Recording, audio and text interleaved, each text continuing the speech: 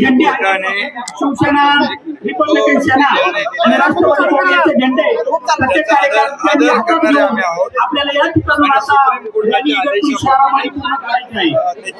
या रॅलीचे नेतृत्व आदरणीय आमदार फडके साहेब. एकूण जिल्हा परिषदेच्या निवडणुका आणि महापालिकेच्या निवडणुकांच्या बाबतीत निर्णय होऊ शकतो असं म्हटलंय. तर आरक्षणाची फेररचना आतापर्यंत करावी असं तुम्हाला वाटतं? सुप्रीम कोर्टाचा निर्णय काय नेमका आलेला हे वाचून घेऊन सर्वच जणांच्या आणि आपण सगळेजण काल रवींद्र चव्हाण यांनी वक्तव्य केले त्याबद्दल रवींद्र चव्हाण यांनी असं वक्तव्य केले की 2 तारखेपर्यंत युती टिकवायची आहे. बघा, ही युती बाळासाहेबांनी, अटल बिहारी वाजपेयी, अडवाणी साहेबांनी हे विचारधारेवर युती झालेली आणि आता आदरणीय देशाचे प्रधानमंत्री नरेंद्र मोदीजींच्या नेतृत्वाखाली हे एनडीएचं सरकार सुरू आहे.